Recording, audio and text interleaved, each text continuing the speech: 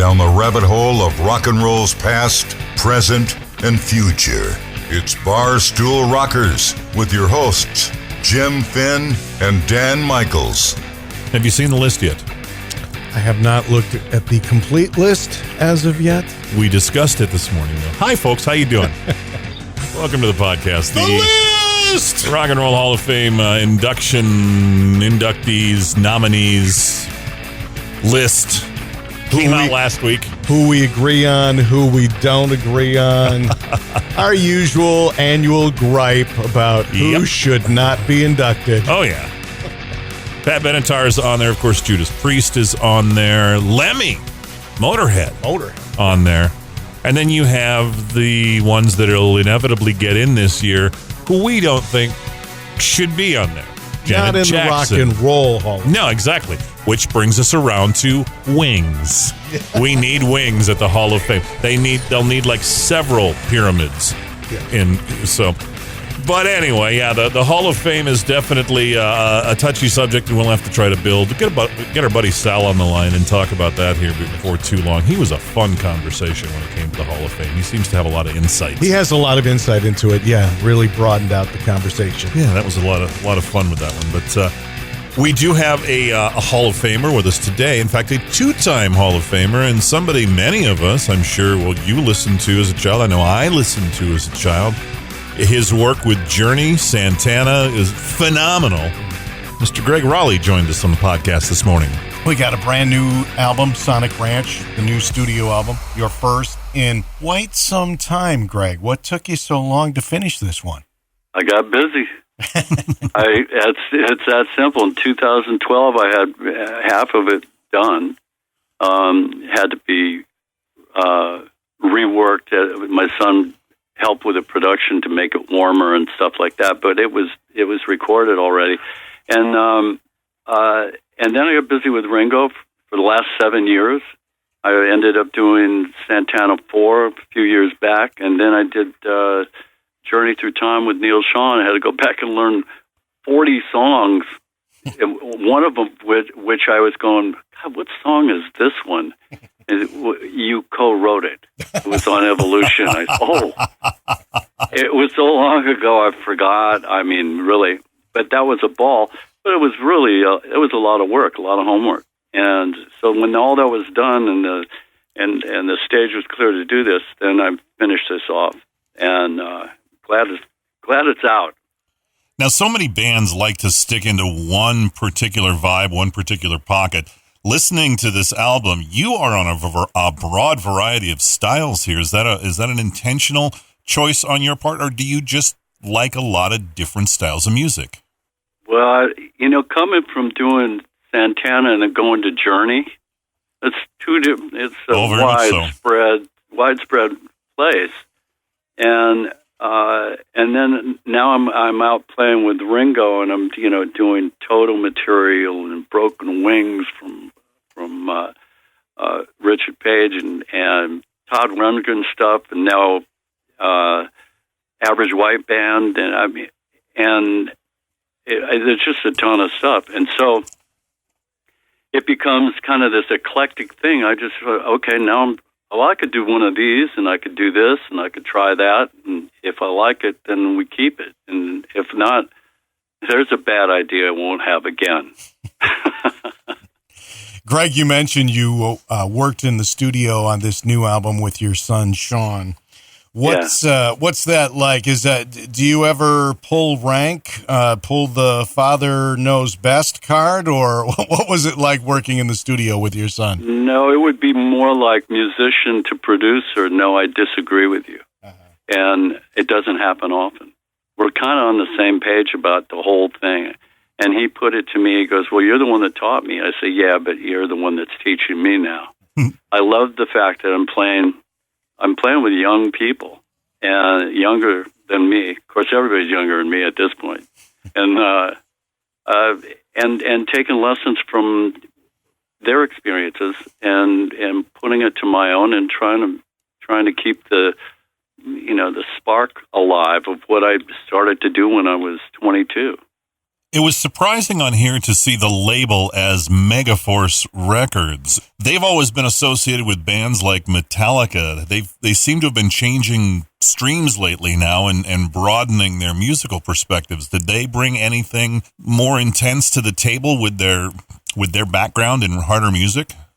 Well, it's really the distribution from Orchard that was totally interesting to me, and that's the way they do their business. That's great. Megaforce is a real label, and proud to do it that way. And so it wasn't like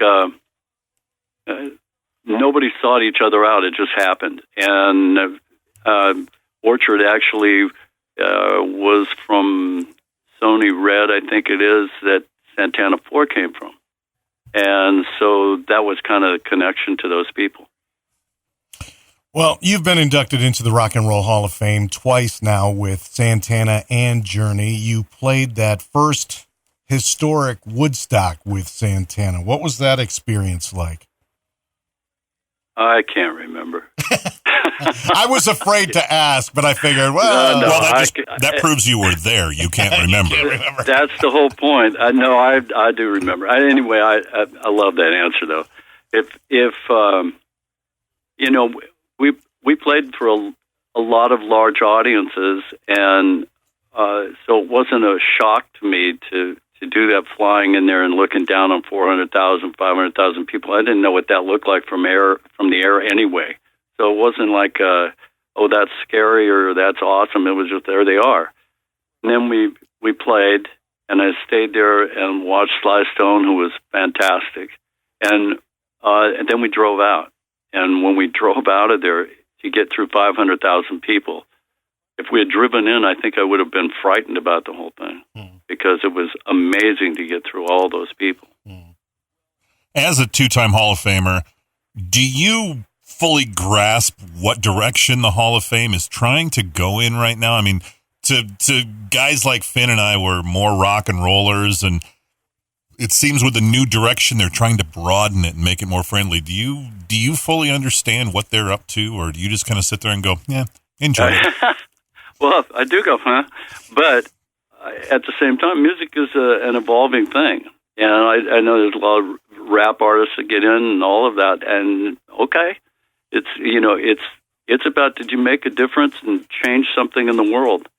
That was the whole concept of the Rock and Roll Hall of Fame. But of course, back then it was, Jerry Lee Lewis and the Beatles then, and this and that. It was all rock and roll, and some of the music changed, and there was a lot of blues too that changed the world, and so it's kind of the same. It's just a different genre, and I'm more of a rocker myself. It's the way it is.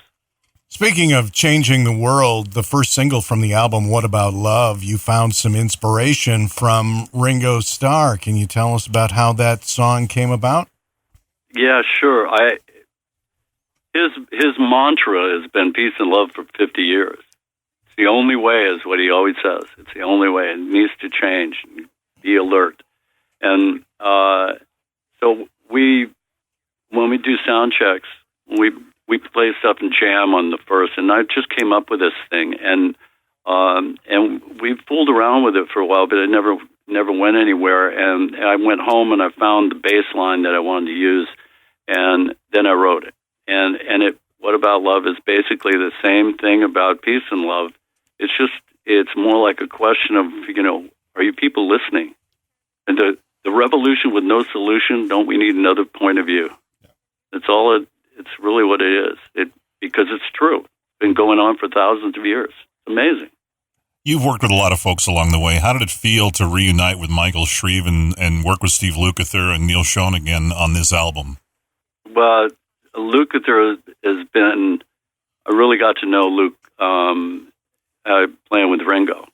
And I asked him back in 2013, would you play on a couple of songs for me? And he said, sure. And Neil, of course, known forever, since I started bringing him around to Santana when he was 16 years old. And, I asked him the same thing. And Alfonso Johnson is a bass player. that played with me for 10, 15 years, 10, 12 years, something like that. And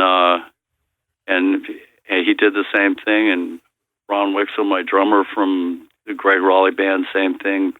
Three, but I called him up and said, I got a song I would love for you to play on. You're the right guy for it. And so did he. And the list goes on.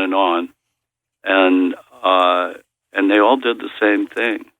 And that's how I got built. What's life like on the road when you're touring with the All-Star Band? It's unbelievable. It's like, to put it shortly, it's like a boys club that travels in a private jet and stays at the best hotels, the best food, the best people, great musicians, great road crew, and everybody's happy, and you get to play music all over the world. It's pretty fantastic. Well, it sounds like you enjoy your job. Yes, I do. Gregg, we wish you the best with the new album, Sonic Ranch. And any chance there's might be a tour but to back this album up? Yeah, but first I'm going to finish the new stuff that I'm doing with Dean Castronova and Marco Mendoza and my son and Yayo Sanchez and Sebastian Cure. And we're going to take this stuff anywhere we can. I'll go back and grab all of the music from the past and future and put it all together and do it that way. Well, again, we wish you the best of luck with it. Thanks for taking time to chat with us today, Gregg. You bet. Thank you. The voice of Black Magic Woman right there. Yeah, he's and a guy who doesn't remember the music he wrote. That's the best part. When you've done so much in your career that you forget some of your most famous work. He gave us the stock answer on Woodstock. There you go. Well, one of the things that if we had had time, I would have liked to have asked him was his thoughts on this, trying to resuscitate Woodstock all of these times over and over and over again. It's worthless to do. It just is. It's it quite shouldn't pointless. Be done. It should just be left to exist as a one-time event, because every time they try, they fail. Yeah. They're trying to recapture a former glory that you just can't recapture. You just can't do it. No. And for that, when that event happened, it was about the music.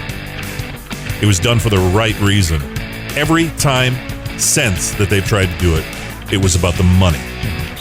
So it's getting quashed by the universe. Yeah. The rock gods in heaven are going, no. Null and void. There you go. Done.